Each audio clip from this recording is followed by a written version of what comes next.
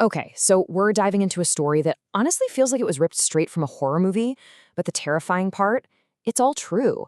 This is based on the book The Man-Eaters of Tsavo, an account of two lions that held an entire workforce hostage in a really bloody reign of terror. And this was the question the workers themselves started to ask. I mean, they seriously believed they weren't just fighting wild animals anymore. It felt like they were up against something unnatural, something truly evil. This wasn't just about survival, it was quickly becoming a real-life horror story. So let's set the scene. The year is 1898. Our main guy is this ambitious civil engineer, John Patterson. He gets a huge assignment: go to a super remote part of Kenya and build a big railway bridge over the Tsavo River. The catch? He's got to do it in just 5 months. The pressure is on. And if you're looking for an omen, well, the name of the place is a huge one. Tsavo. In the local language, it literally means a place of slaughter. Yikes. And it didn't take long for the region to live up to its name. Almost right away, a worker was viciously attacked by a lion. But Patterson, see, he's a man of action. He'd hunted tigers back in India, so he's not easily scared. He sets a watch, waits for his moment, and boom, takes down the lion with a single clean shot. The whole camp just erupts. They're celebrating, thinking, "Phew, that's it, danger's gone." Oh, what a fatal mistake that was. Yeah, that first kill, it just gave everyone a false sense of security, because they soon found out the hard way, there wasn't just one lion. A second, much smarter beast showed up, and it did so in the most horrifying way you can imagine. It snuck into the camp and dragged one of the strongest men, Mahina, right out of his own tent while he slept. And this is where things get really weird. These were not normal lions. When the camp doctor examined what was left of Mahina's body, his findings were just chilling. See, a normal lion hunts because it's hungry, and it just eats. These lions, they did things differently. They would actually skin their victims first, drink their blood, and then eat the body. It was methodical, almost ritualistic. It didn't seem like hunger, it seemed like pure evil. The desperation just starts mounting because every single thing they try fails. They build this huge barrier of thorn bushes, right? The lions just jump right over it. Patterson, being an engineer, designs this brilliant, complex cage trap, and it works. They catch one, until the lion starts roaring so fiercely that it panics the men, and they accidentally set the trap on fire, and the lion gets away.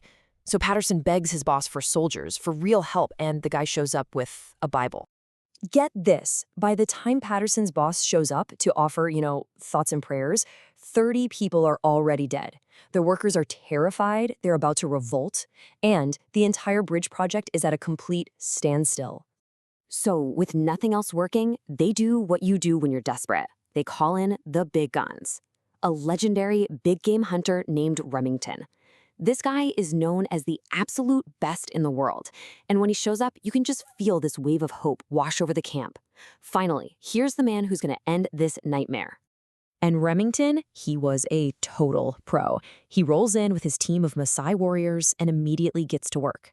He spots a major problem right away: the camp hospital. The smell of blood and sickness is basically a dinner bell for the lions. So his plan seems foolproof. Build a brand new hospital far away from the camp, and use the old, smelly one as bait to trap the lions. It sounded like the perfect trap. It really did. But these were not your average animals. In a move of just terrifying intelligence, the lions completely ignored the bait. They just walk right past the old hospital and launch a massive attack on the new one. The place that was supposed to be a safe zone, it became another slaughterhouse. After that complete disaster, Remington and Patterson decide to track the lions back to their den, and what they find in a nearby cave, well, it's the final, horrifying proof of what they're dealing with. The cave isn't full of animal bones. It's filled, top to bottom, with human skeletons, and that's when Remington says it. They're not killing to eat, they're killing for fun. And we're not talking about a few skeletons here. The sheer scale is just unimaginable. Remington estimates there are over 100 human skeletons in that cave. This wasn't a new problem. These lions, or maybe their ancestors, had been hunting people in this valley for a very, very long time. And just when you think things cannot possibly get any worse, they do. Remington, the world's greatest hunter, the camp's last real hope, gets ambushed and killed by the last lion. The expert is gone. It all comes down to the engineer, John Patterson, all by himself against this monster. So Patterson is completely out of options. No more plans, no more help. He falls back on this super dangerous hunting trick he learned in India. He builds a wooden platform, a mucka, climbs up with his rifle, and uses the only thing he has left for bait, himself. And sure enough, the last lion appears. And it is furious, vengeful. It doesn't just stalk him, it full-on launches itself at the bridge structure where Patterson is hiding. The whole thing shakes, and the impact knocks him right off his platform. He hits the ground hard, his rifle goes flying, and he's completely defenseless.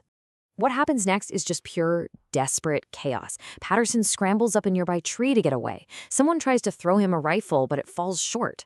Seeing no other way out, Patterson makes an absolutely insane gamble. He leaps from the tree, snatches the rifle off the ground, and just as the lion lunges for him, he fires a single shot, mid-air, ending the nightmare for good. An engineer who becomes a hero, a legendary hunter's shocking death, an impossible final shot. I mean, it sounds like a Hollywood movie, right? But the most incredible part of this whole story is that it's actually true. So now, let's separate the legend from the real deal history. Yep, Lieutenant Colonel John Henry Patterson was a real person. All of this went down in 1898 while he was in charge of building that railway bridge. And then in 1907, he published his own first-hand account of what happened, making sure this terrifying story was never forgotten. And the final body count? You know, Patterson and others guessed it was over 100.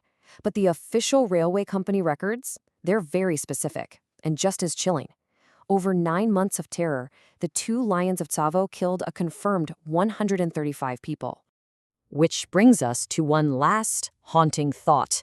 When you're faced with an enemy that just breaks all the rules, that outsmarts the experts, and seems to be driven by something way darker than just instinct, what would you have done?